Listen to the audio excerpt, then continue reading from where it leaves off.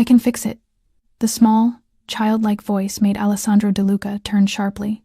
Before the most powerful mafia boss in Chicago stood Emma, the 3-year-old daughter of the housekeeper, pointing at a cream-colored teddy bear with one ear nearly torn away. Beside her, Lily held the last gift her late mother had ever given her, crying until her eyes were red and swollen.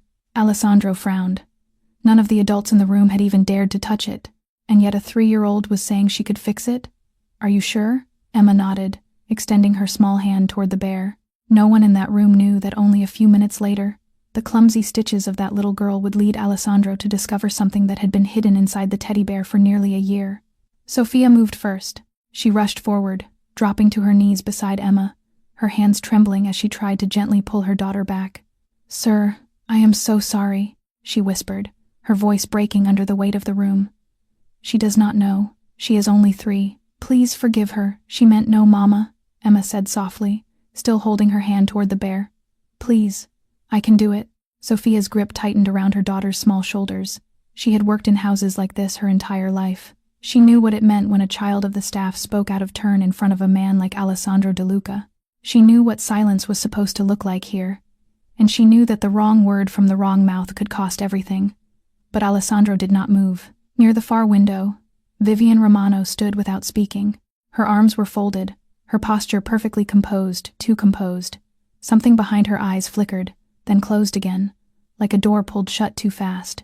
No one in the room noticed. No one ever did. She had not blinked since Emma first spoke. Lily lifted her head from the bear. Her cheeks were wet, her hair clinging to her face in damp strands. She reached out and grasped her father's hand with both of hers, small fingers trembling around his.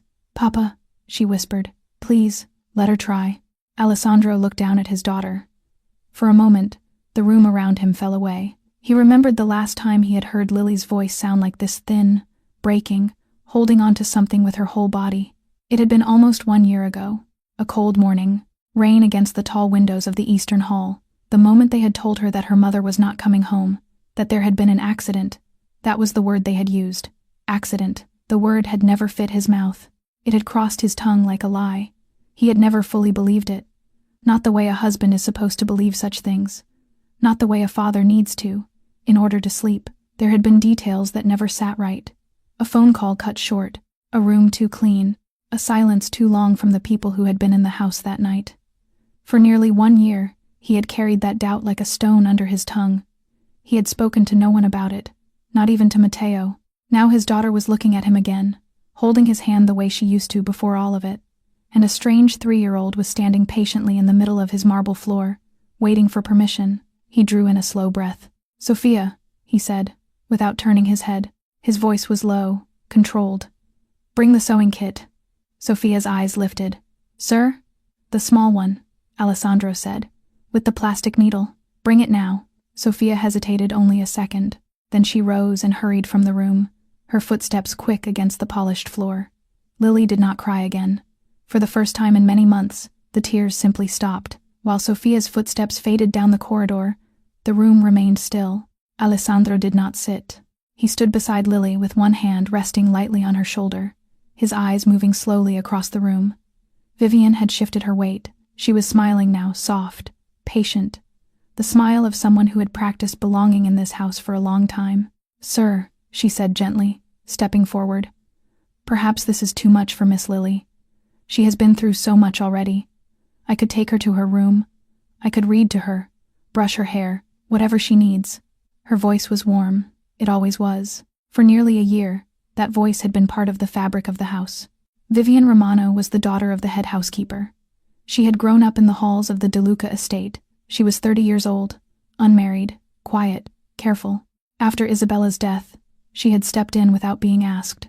She braided Lily's hair each morning. She read to her each night. She prepared the small trays of warm milk that Lily could not sleep without. Alessandro had trusted her without ever thinking about it. She was simply there, the way certain kinds of people learn to become invisible while making themselves essential. He did not know what happened when the door closed. He did not know that on certain nights, when Lily whispered that she missed her mother, Vivian would sit at the edge of the bed and answer in the same soft voice. "If your mama truly loved you, she would not have left you." He did not know that Vivian had planted those small, quiet knives inside a 6-year-old heart for nearly a year, one after another, careful and patient, so that by the time Lily was 7, she would not remember her mother as love. She would remember her as absence. Lily did not answer Vivian. She only tightened her hold on her father's hand. Down the corridor, in the narrow back stairwell that led to the staff quarters, Sophia Carter was already halfway to her small sewing basket. She was a widow. Her husband had been killed 2 years earlier in a factory accident, leaving her with nothing but a 3-year-old daughter and a pair of hands trained in patient work. She lived in the staff wing, in a room barely wider than her bed. She mended the linens. She restitched the drapes. She hemmed the aprons. She was rarely seen and never spoken to, but wherever her needle went, Emma went too. Emma had been beside her mother since she could sit upright. She had watched 1,000 stitches be pulled through torn fabric. She had learned, without anyone teaching her, that a tear was not the end of a thing, it was only the beginning of a repair. Sophia had never taught her. Sophia had only let her watch. That was the difference. Sophia returned to the drawing room a minute later, breath uneven, sewing basket in her hands, her fingers trembling around the wooden handle. Sophia knelt beside her daughter on the polished floor. She opened the small wooden basket slowly, aware of every eye in the room. Her hands moved through the familiar contents, a spool of cream thread, a folded scrap of muslin, a tiny cushion of pins she kept far from Emma's reach. She lifted out the softest needle she owned, a plastic child's needle with a wide eye, the kind she used when Emma asked to help with the smaller mending. "Give me your hand, sweetheart," Sophia whispered. Emma held out her palm without a word. Sophia threaded the needle for her, guiding the cream thread through and tying a careful knot at its end. She placed the needle into Emma's small fingers with the same gentleness she used every time, as if teaching her all over again. But this time, Emma did not fidget. She did not swing her feet the way she usually did. She took the needle and held it with a strange, quiet weight, the way a much older person would accept something serious. The room did not move. Vivian had stepped back to the wall now. Her arms were folded tight against her chest, her chin lifted slightly, as if watching a performance she had already decided was foolish. Lily had gone completely still. Alessandro stood behind her, one hand resting on the back of a nearby chair, his jaw set. Emma leaned over the bear.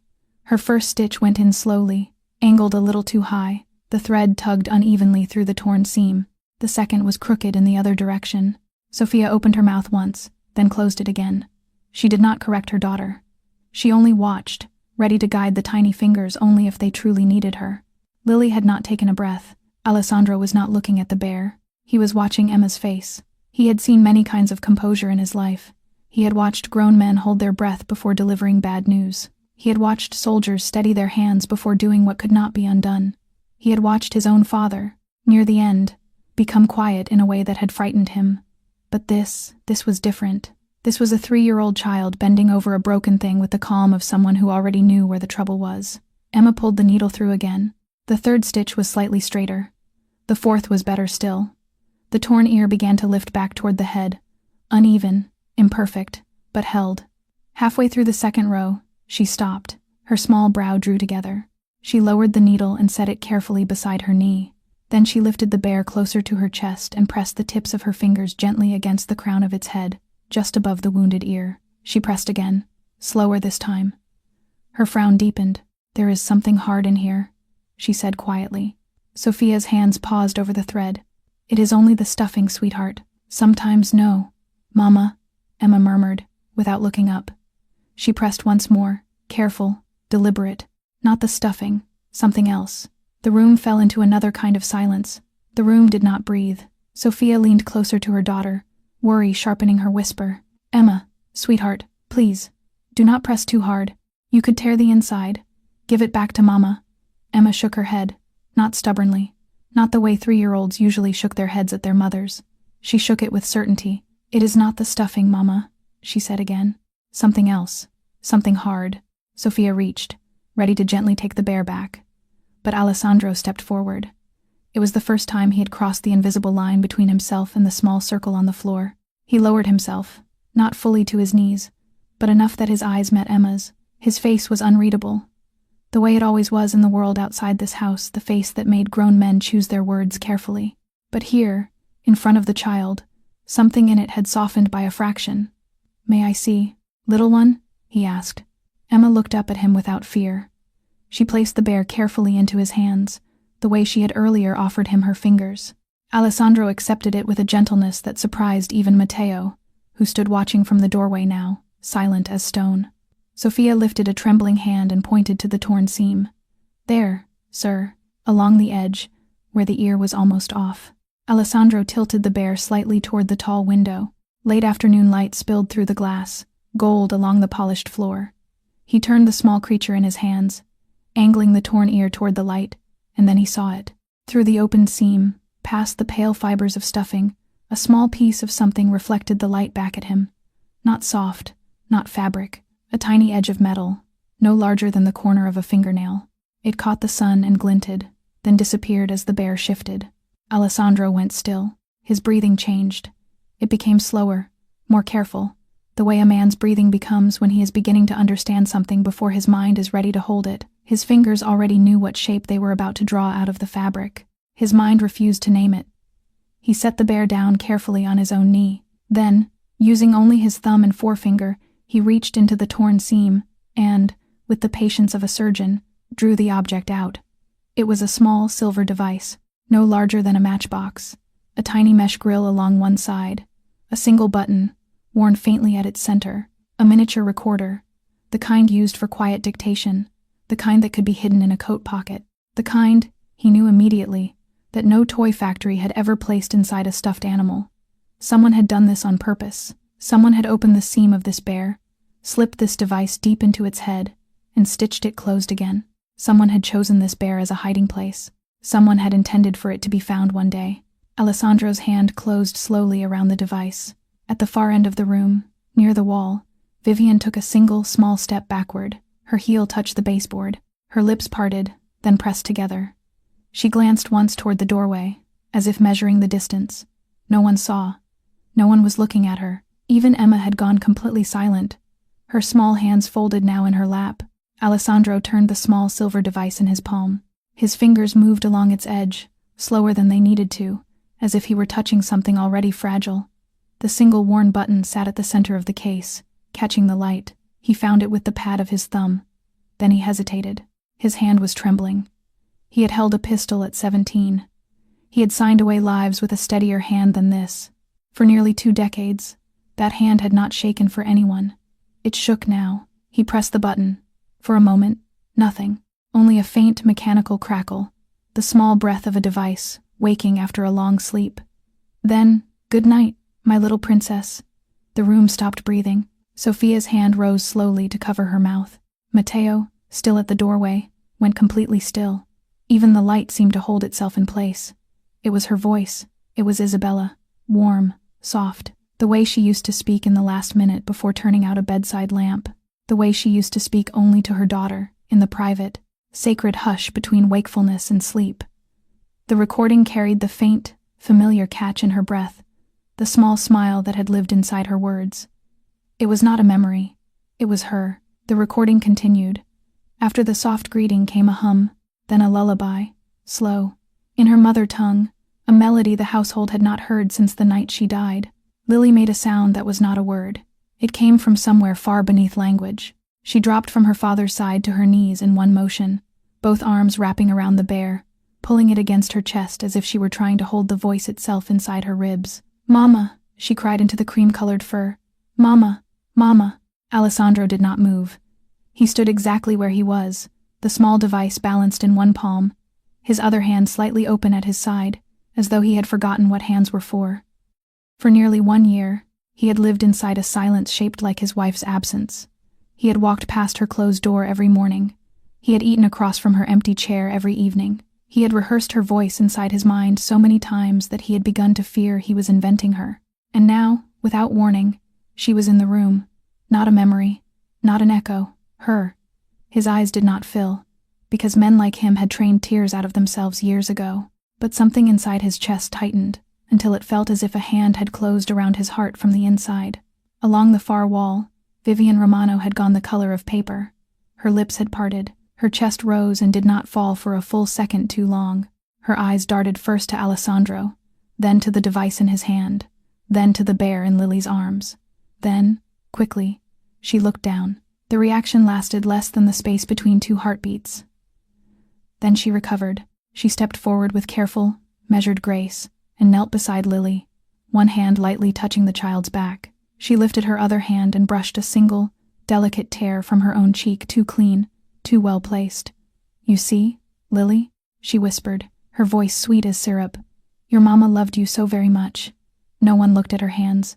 They were shaking. Emma stood a step apart, the plastic needle still resting between her small fingers, her eyes moving quietly from Lily to Alessandro, and finally to the woman kneeling beside the bear. She did not speak. Several days passed. The DeLuca estate did not grow louder. It only grew less cold. The change was small, the kind of change only the people who lived inside a house of grief would notice. The morning light seemed to reach a little further down the corridors. The staff spoke a fraction more softly, but with less caution. The great rooms no longer felt like held breath. Lily was the first sign. She began carrying Teddy openly again, not the way she had before, pressed against her chest like a shield, but casually, tucked under one arm as she walked. The bear's crooked ear rode a little unevenly, held together by uneven stitches that no one had offered to redo. She did not want them redone. "Papa," she said one morning at breakfast, "may Emma sit with me today?"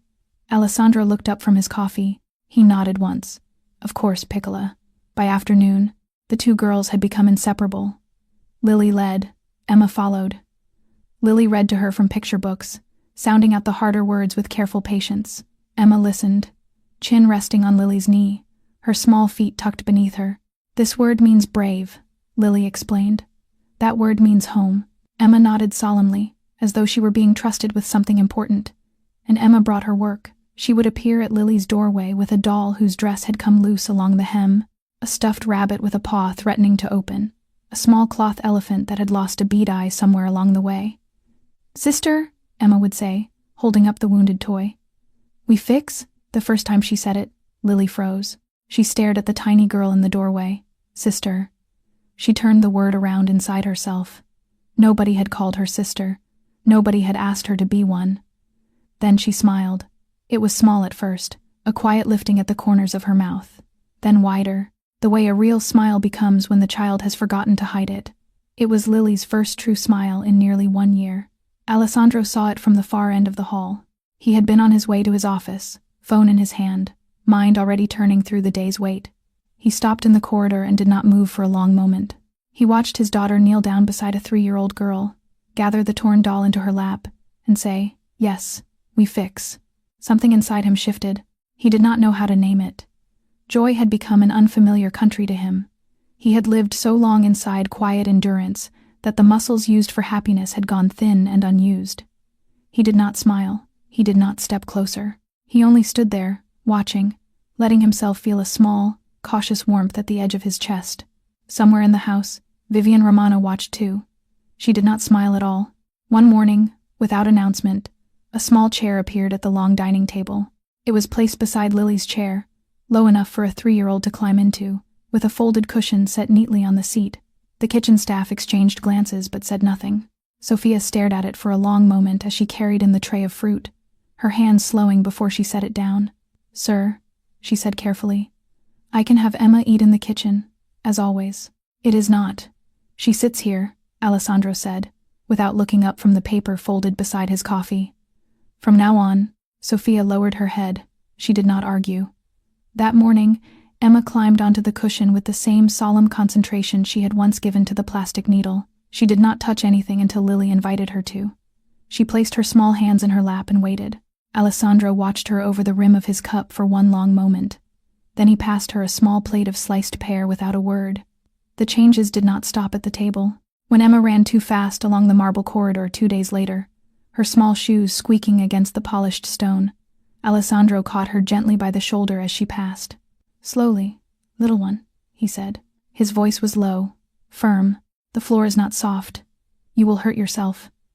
It was the same tone he had once used with Lily, the same soft weight. He was not aware he had used it until Matteo, standing a few steps behind him, noticed. That afternoon, 3 of Alessandro's men came into the study to deliver a report. They were speaking loudly the way such men often did, the kind of voices trained to carry across warehouses and back rooms. Emma was seated on the carpet just outside the open door, arranging a row of small buttons Sophia had given her to play with. She flinched at the sound. Alessandro looked up. He said nothing. He simply looked at the 3 men. Every voice in the room dropped by half. One of them cleared his throat and apologized without knowing why. The report continued at the volume of a quiet conversation. When they left, they closed the door behind them with unusual care. Matteo Ricci had seen many things in his long service to the De Luca family. He had seen Alessandro at 17. He had seen him at 39. He had watched a boy become a boss, and now he was watching a boss become something else, one small gesture at a time. He said nothing. He only made a quiet note of it in his memory, the way he had been trained to note everything that mattered. From the doorway of the far corridor, Vivian Romano watched too. She did not step forward. She did not smile the way she used to when Alessandro passed. Her arms were folded across her chest, her fingers pressing into her own sleeves. Her jaw was tight. A few afternoons later, Lily reached for Emma's hand in the middle of the sunlit gallery. "Come," she said softly. "I want to show you a place." Emma looked up at her with wide, curious eyes and slipped her small fingers into Lily's without asking why. Lily led her past the marble staircase, past the tall paintings, past the study where Alessandro was speaking in low tones with Matteo. She did not stop. She turned down the long west corridor. Alessandro saw her from the corner of his eye. He set down the paper in his hand mid-sentence. "Matteo," he said quietly, "we will continue later." He rose and followed his daughter without a word. His feet moved before his mind had agreed to it. He had walked this hallway every day for almost 1 year. Every morning, on his way to breakfast. Every evening, on his way to his own bedroom. Every time, he had kept his eyes forward. Every time, he had passed the fourth door on the left without turning his head. That door was Isabella's room. He had told the staff to leave it as it was. He had told himself he would open it when he was ready. He had never named the day. Lily stopped in front of the door now, her small hand rising to the polished brass handle. Emma stood patiently beside her, not asking, not pulling away. Lily looked back once at her father. She did not speak. She only waited for him. Alessandro drew a slow breath. "Go on, Piccola," he said. His voice was quieter than he meant it to be. Lily turned the handle. The door was not locked. It had never been locked. He had simply never opened it. The door swung inward on its heavy hinges, and afternoon light poured out to meet them. Fine dust rose from the floor in slow columns, catching the sun. The air inside was still, warm, slightly closed the air of a room that had waited a long time. Everything was as Isabella had left it. The white bedspread was still folded at the foot of the bed. Her silver brush lay on the vanity beside a small perfume bottle. A silk scarf was still draped across the arm of the chair by the window, exactly where she had tossed it the last morning she had been in this room. Her books stood on the shelf in the order she had arranged them. Spines slightly leaned toward one another as if resting, and on the low shelf beneath the window sat a small collection of soft things. A plush rabbit with long ears, a small gray elephant, no larger than a loaf of bread, 2 cloth dolls with hand-embroidered faces, a pillow shaped like a star, a wooden music box, its lid closed. Every one of them a gift Isabella had bought for Lily, in the months before she died. Every one of them still waiting. Lily's fingers tightened around Emma's. Emma stepped through the doorway first.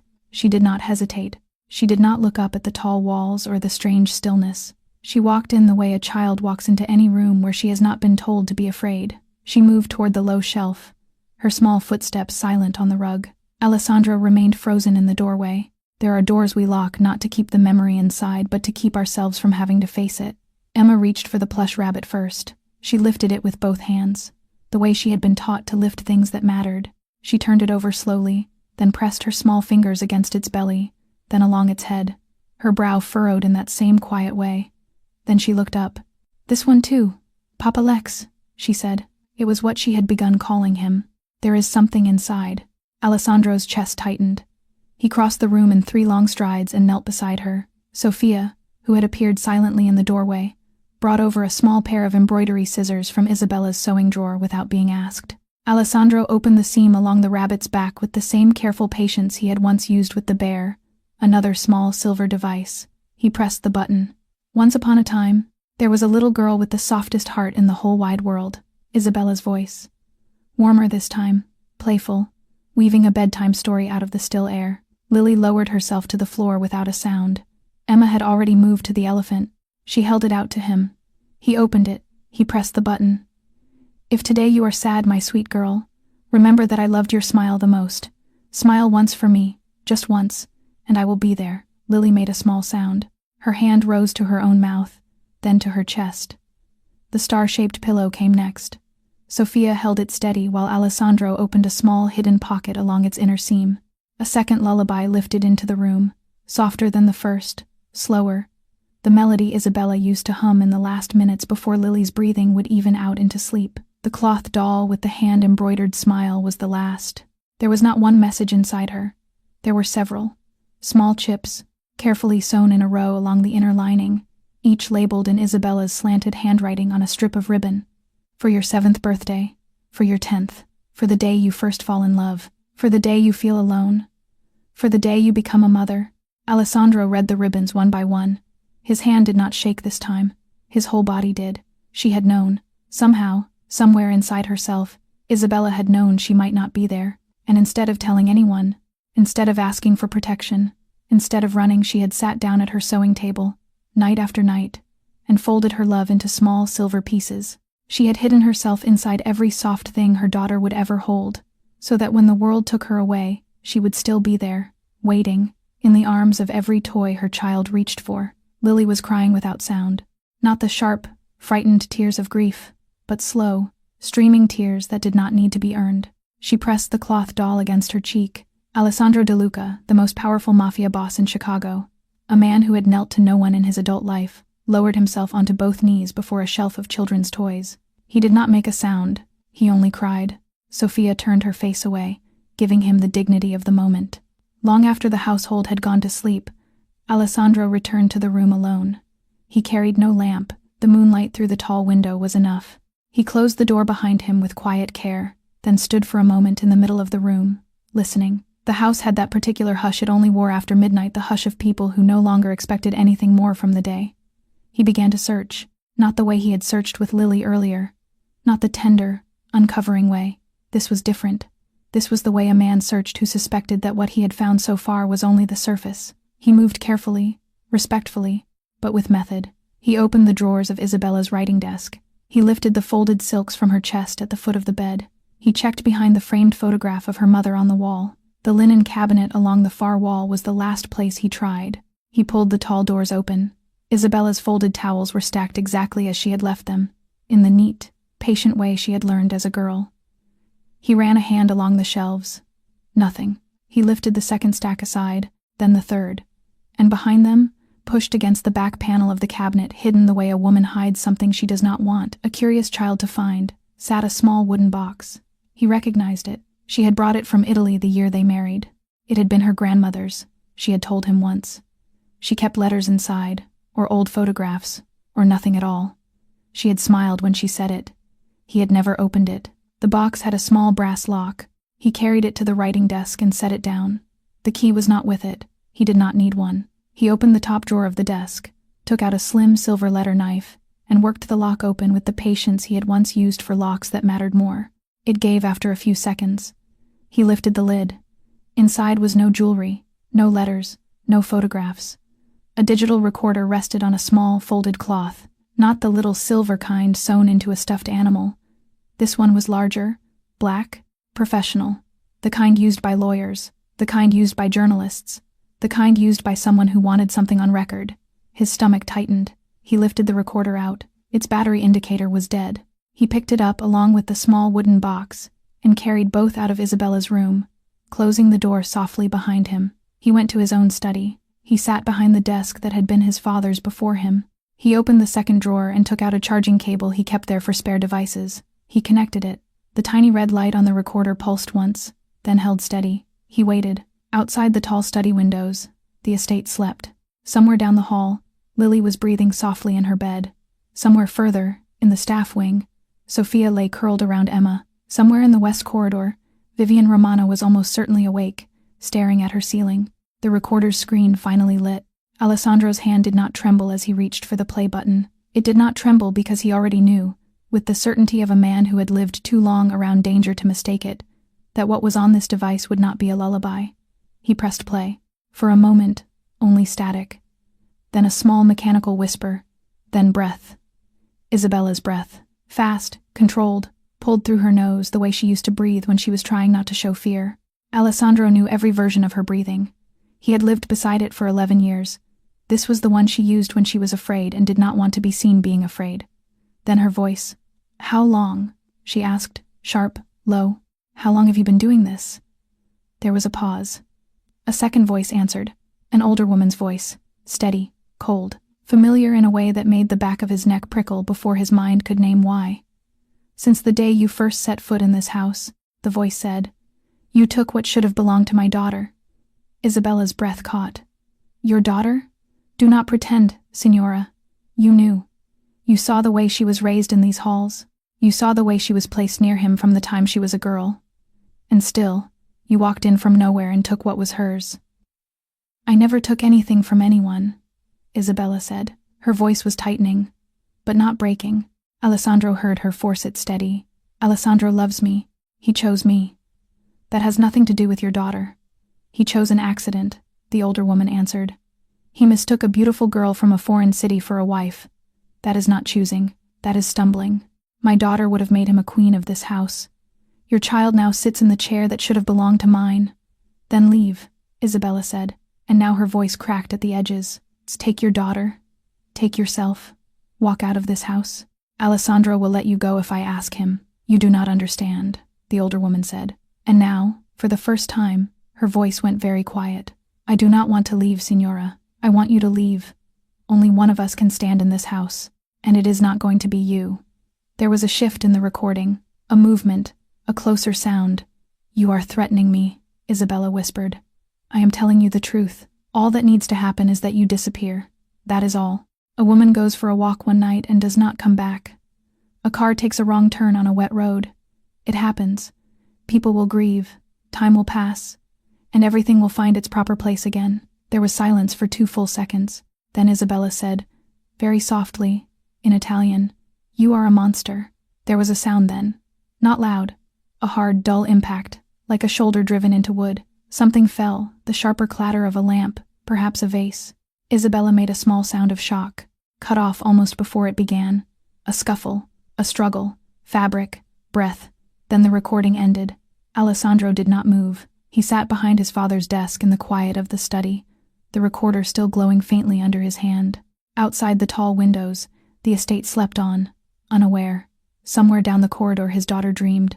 Somewhere further, the woman on this recording was breathing in her own bed. For nearly 1 year he had told himself it had been an accident.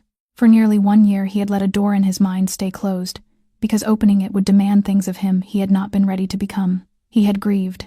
He had gone still. He had let the world call it a tragedy. It had never been a tragedy. It had been a murder. And Isabella, his Isabella, had felt the danger coming. She had sat down alone somewhere in this house with a small black recorder and captured her killer's voice on record. It was the last gift she had left him. The gift of a chance to make it right.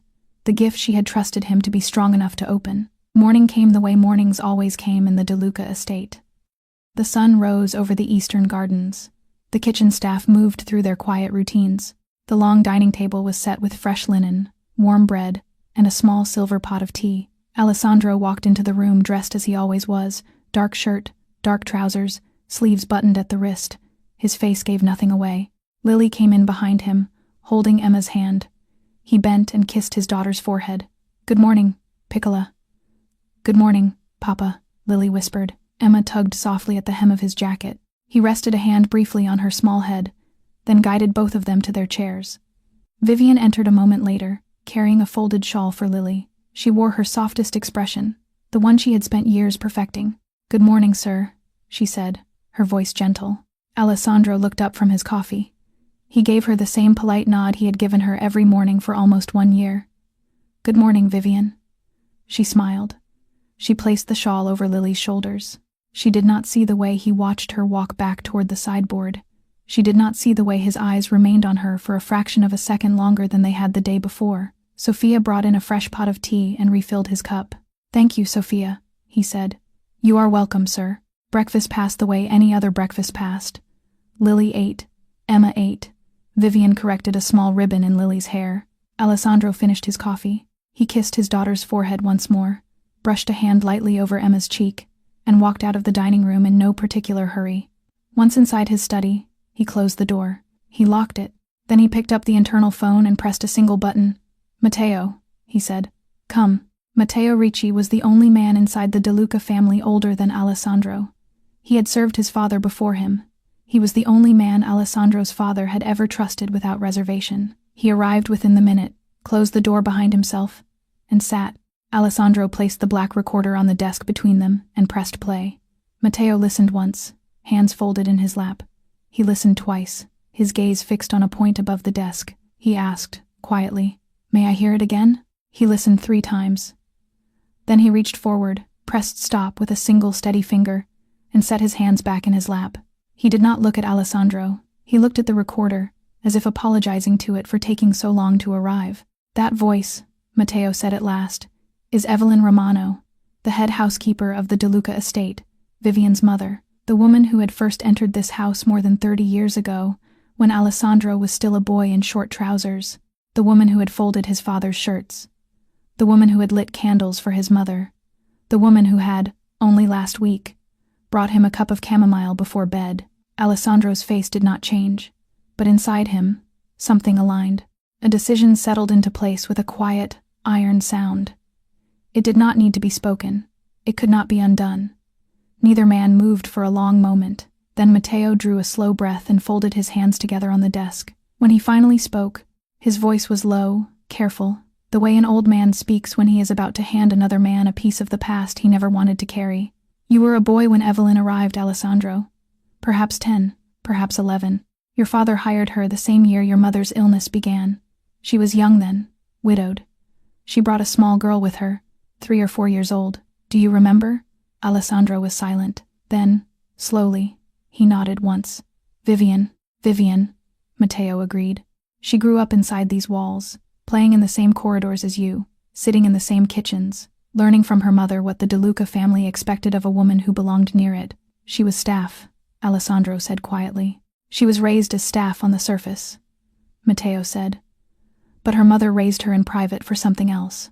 Evelyn watched you grow. She watched you become the man your father knew you would become, and she began to believe quietly, patiently, over many years, that her daughter would one day stand beside you, not as a servant, as a wife." Alessandro's jaw tightened. "I never gave her a reason to believe that. You did not need to," Matteo said gently. "She built the belief without your permission. She shaped her daughter for it. She taught Vivian how to move through this house as if she already owned it. She taught her how to laugh at your jokes, how to remember your preferences, how to be near you whenever you passed through a room. She was preparing her daughter to become the mistress of the De Luca estate." Alessandro's eyes lowered to the recorder, still resting between them. "Then Isabella came," he said. "Then Isabella came," Matteo repeated. "From another country, speaking another language, carrying no history in these walls. And you loved her within a season. You married her. You had a child with her. And in a single year, everything Evelyn had built in silence for 2 decades was made meaningless. She never showed it. That is the danger of it, Alessandro. She did not scream. She did not throw dishes. She smiled. She folded your wife's clothes. She lit her candles. She raised her hatred inside herself the way a woman raises a second child slowly, secretly, feeding it every day for years. Envy became resentment. Resentment became patience, and patience, in a woman of that kind, becomes a plan. Alessandro closed his eyes. He saw, in a single sharp instant, 1,000 small moments he had never questioned. The way Evelyn had lingered near Isabella at dinner, the way she had smiled a little too long, the way she had touched Lily's cheek and then wiped her hand. He opened his eyes again. "And Vivian," he said. "Vivian knew," Matteo said quietly. "Perhaps not the details, perhaps not the night, but she knew enough, and she said nothing, because she still believed that once Isabella was gone, her turn would come. The change in Alessandro was too small for the rest of the house to name. But Vivian felt it. He no longer allowed her to carry Lily's warm milk up the stairs at night. That task was quietly given to Sophia. The morning trays she used to bring to his study, coffee, folded paper, a small pastry, were now brought by Sophia instead. When Alessandro spoke to her, he was polite. When he passed her in the corridor, he did not look at her. He had never looked at her the way she once dreamed he would, but he had, at the very least, looked. Now, he passed her the way a man passes a picture on the wall. Emma's small chair remained at the dining table. Sophia had begun to be trusted with things a housekeeper's daughter should not be trusted with. Alessandro had asked her to arrange the flowers in Isabella's room, then to unpack Isabella's remaining trunks, then to sit with Lily during her lessons. Vivian saw every one of these signals, Late one night, she stood in the kitchen doorway. Her mother was seated at the small servants' table, a chipped porcelain cup of tea between her thin hands. Evelyn Romano's shoulders had grown narrower with age. Her hair had gone the color of ash. Her fingers were long and dry, mapped with pale blue veins. She did not look up when Vivian entered. Vivian sat across from her. For a long moment, she said nothing. Then she leaned forward, her voice barely above a whisper. "Mama, it is happening again." Evelyn did not answer. "He does not look at me anymore," Vivian went on. Her voice was tight with something that was not quite fear and not quite anger. "He looks at that woman, that servant with the dead husband. He has given her Isabella's rooms to touch. He has put her daughter at his own table. He calls the child Piccola. That word, Mama. He used to only call Lily that." Evelyn's fingers slowly tightened around the teacup. "Sophia," Vivian said quietly, "and that child." Evelyn still did not speak. "It is happening again," Vivian repeated, and this time her voice broke around the edges. "Do you not see it? Everything you did, everything we did is being taken from us a second time. By a widow. By a 3-year-old with a sewing needle." Evelyn lifted the tea to her lips. She sipped. She set the cup down without a sound. Then, in a voice as soft and steady as the one Alessandro had heard on the recording, she said, "Then this time, we act before it takes root." Vivian's breath caught. "Mama, there will be no second Isabella in this house," Evelyn said quietly. "Not while I still have hands." She lifted her old, thin hands and placed them flat on the table. They did not tremble. The plan came together the following afternoon. They chose the small pantry off the back kitchen, a narrow room lined with shelves of preserved lemons, dry pasta, and old copper pots. No one entered it after the lunch trays were cleared. The heavy oak door muffled voices. It was the safest room in the house to speak the unspeakable. Evelyn sat on a low stool. Vivian stood before her, arms folded tightly across her chest. "It has to look like nothing," Evelyn said quietly. "It has to look like the house had nothing to do with it. Do you understand me?" Vivian nodded once. "You will go to Sophia after supper," Evelyn continued. "You will find her in the linen room. You will tell her that Lily has fallen behind the gardener's cottage, that she went out chasing a rabbit through the hedges, that she tripped on the old stones, that she is calling for her mother and will not calm."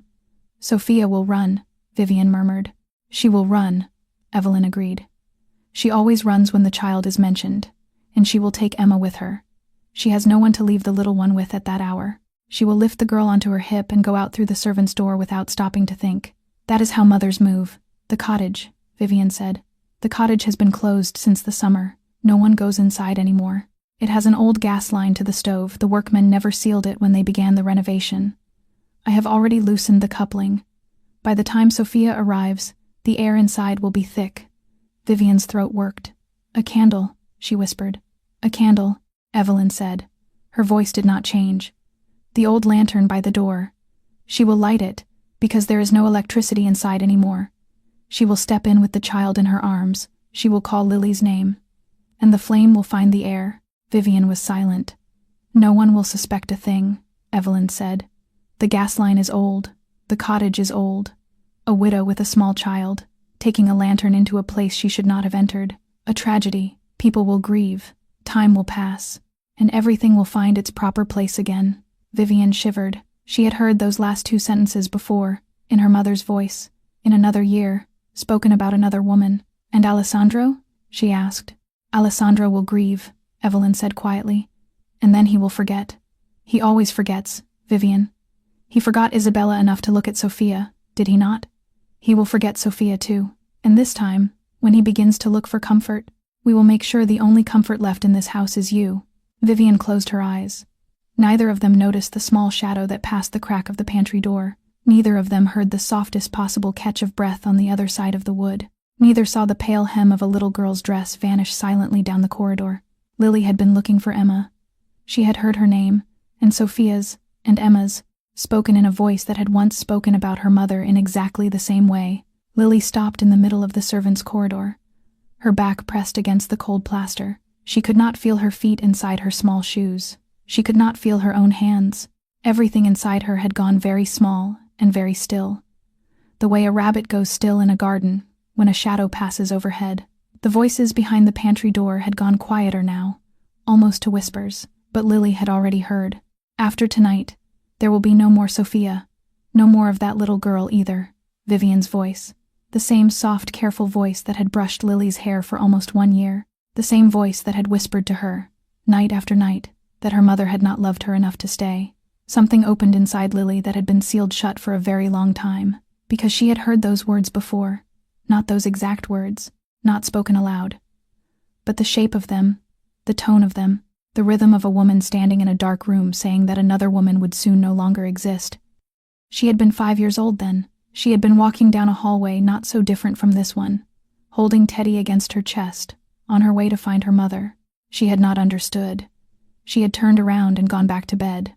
The next morning, her mother had not been there. For almost 1 year, that memory had lived somewhere inside her, without ever being allowed a name. Now, standing in this corridor with her small back against the wall, the memory came all the way up. Her heart understood before her mind did. It was them. It had always been them. And now it was Emma. Something in Lily broke not into pieces, but into motion. She had been silent the first time. She had walked away the first time. She had gone back to bed the first time. Not now. Not again. She pushed off from the wall and she ran. Her small shoes slapped against the polished floor. She did not think about being seen. She did not think about being told to slow down. She ran past 2 of her father's men who turned in surprise at the little figure flying past. She ran past the sitting room. She ran past the tall doors of the main hall. She reached the corridor of her father's study, the corridor she had never been allowed to enter during a meeting. Voices rose behind that great door. Matteo's low, steady tone. Alessandro's answer, quieter. She did not stop. She reached up and pushed both of her small hands flat against the heavy wood and shoved. The door swung inward with a sound that echoed through the marble hall.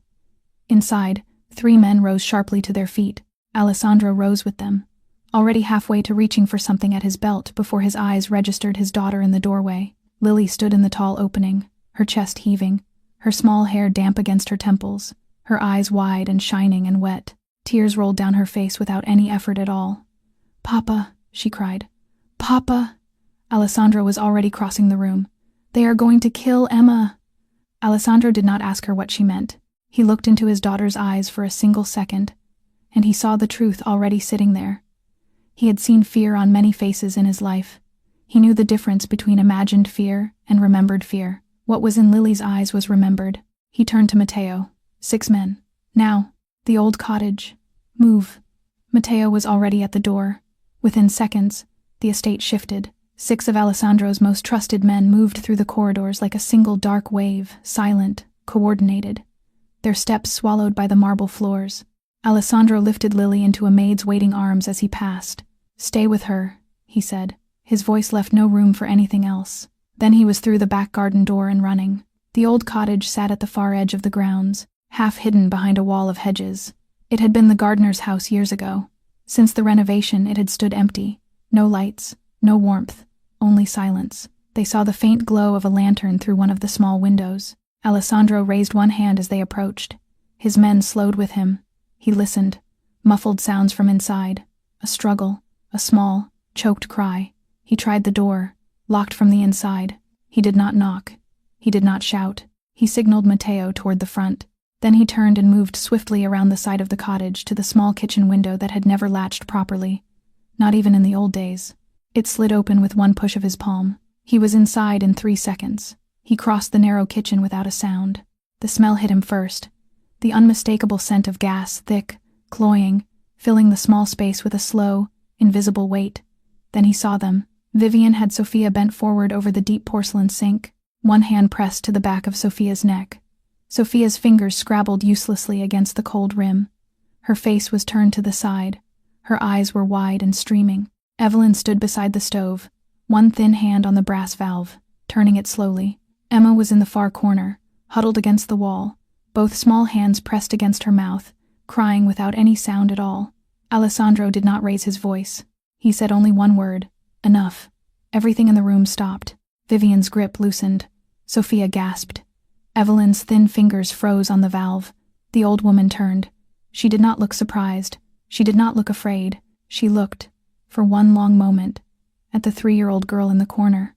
And when she spoke, her voice was low and full of poison. "If that child had not sown the ear," she hissed, "you would never have known." Alessandro looked at her. His face was very still. "You spent many years trying to erase Isabella from this house." he said quietly. But she left her love in every corner of it, and a 3-year-old child found it. Behind him, Matteo and the 6 men stepped through the front door. 2 of them moved to the stove and closed the valve. 2 more moved to Vivian and lifted her hands off Sophia without ceremony. The last 2 came for Evelyn. The old woman did not resist. She stared at Alessandro the entire way to the door. Her lips did not move. Vivian was less composed. She whispered his name once, as if it were still a word she owned. He did not turn. Sophia collapsed forward, coughing, gasping, her arms already reaching for Emma. The little girl ran across the floor and threw herself into her mother's chest without a sound. Alessandro stepped past them, into the doorway, and turned back only long enough to make sure they were both breathing.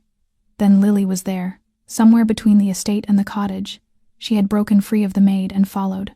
She burst through the ruined door with tears streaming down her face and threw herself against her father's chest, with such force that he almost stumbled. He caught her. He held her tightly enough to feel her small heart beating against his own. Days passed. The estate did not return to what it had been before. It could not. Instead, it began to settle into something new, something quieter and warmer, the shape of a house that had finally been allowed to breathe again. The door to Isabella's room was never closed now. Alessandro had left it open the morning after the cottage, and it had stayed open ever since. Fresh air moved through the tall windows. The white bedspread had been washed and returned. The small collection of toys on the low shelf had been carefully arranged again by Lily herself, each one exactly where Isabella had once placed it. The small silver recorders had been sent quietly to a specialist Matteo trusted. Every message had been copied, restored, and saved. Every lullaby, every bedtime story, every birthday wish for every year Isabella had known she would not be there to sing. They lived now on a small carved wooden shelf in Lily's own room, alongside a soft speaker that Lily could turn on whenever she wanted. Some evenings she played 1 message, some evenings she played 5, some evenings none. Isabella was always there. Teddy still slept on Lily's pillow every night. One evening Alessandro sat on the edge of her bed and turned the bear gently in his hands.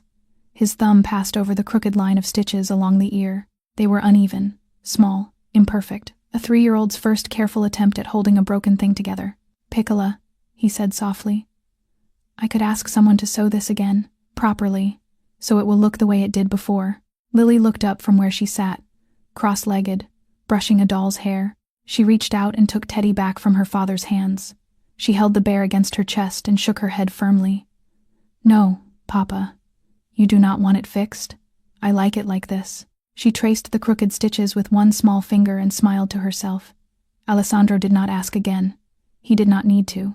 Sophia and Emma no longer slept in the small room in the staff wing. Alessandro had given them 2 adjoining rooms in the main house, on the same corridor as Lily. Sophia had protested only once, softly, out of habit. He had not answered. He had simply picked up her small suitcase himself and carried it upstairs. That was the end of the discussion. Emma had a bed now, with a pale yellow blanket that Lily had chosen for her. When guests came to the estate, the few Alessandro still allowed inside and looked at the small girl clinging to Lily's hand. They sometimes asked, in careful voices, "And who is this little one?" Lily always answered without hesitation, "This is my sister." Sophia would lower her eyes each time.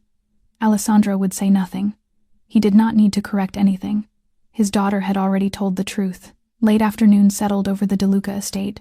The tall windows of the sitting room glowed with soft amber light, warm gold spilling across the polished floor. The house was quiet in a way it had not been quiet before, not the silence of grief, but the softer stillness of a home that had finally learned how to breathe. Sophia sat on the long sofa, a book open in her lap. She was not reading, she was watching. She had been watching for nearly an hour, and she had not turned a single page. On the wide rug in the center of the room, Lily and Emma sat together among a small mountain of stuffed animals. Emma held a plastic needle between her small fingers with the same solemn concentration she had shown the very first day. In her lap was a cloth doll with a torn hem. Lily sat beside her, patient, gentle, guiding Emma's small hand with her own. "Not too tight, little sister," Lily murmured. "You'll pull the thread." "Like this?" Emma whispered. "Yes, just like that." Between the 2 girls sat Teddy, the cream-colored bear, upright and dignified. His crooked ear still bore the very first uneven stitches Emma had ever sewn. No one had touched them. No one ever would. From a small speaker on the low shelf, Isabella's voice hummed gently, the same lullaby she used to hum on quiet nights. drifting softly through the sunlit room, like a warm hand resting on a shoulder. Alessandro stood in the doorway. He did not step inside. He did not want to disturb what was already there. He watched his daughter guide a 3-year-old's fingers through a stitch. He watched Sophia lower her eyes to hide a small smile. He watched Emma frown with intense focus, exactly the way she had frowned the first day he had ever seen her. He listened to his wife's voice fill the room. For the first time in almost 1 year, he did not turn away. He smiled. The story of this family reminds us of something quiet and true. Sometimes the things that are broken do not need to be replaced. They only need someone patient enough to listen. Real love does not disappear when a person is gone, it waits, hidden in the small, careful things they leave behind, until someone small enough and trusting enough finds it again. The strongest homes are not the ones with the most locks. They are the ones where someone still cares enough to open a door that has been closed too long. Now here is a question to carry with you today. If you could leave a single message for the person you love the most in this world, where would you hide it? A song? A book? A small object they will hold long after you are gone? Take a moment, think about it. And when you are ready, share your answer in the comments below. We would love to read what you would leave behind. If this story touched your heart in any way, please give this video a like, share where you are watching from in the comments, and subscribe to our channel so you never miss a story like this one. Your support helps us bring more of these stories into the world, and every comment you leave is read. We hope that wherever you are watching from tonight, you feel safe, loved, and remembered. May your health be strong, your days be gentle, and your home always find its way back to the ones who care enough to listen. Thank you for staying with us until the very last stitch. A new story is waiting for you very soon. Until then, take care of yourself, take care of the ones you love, and we will see you again in the next video.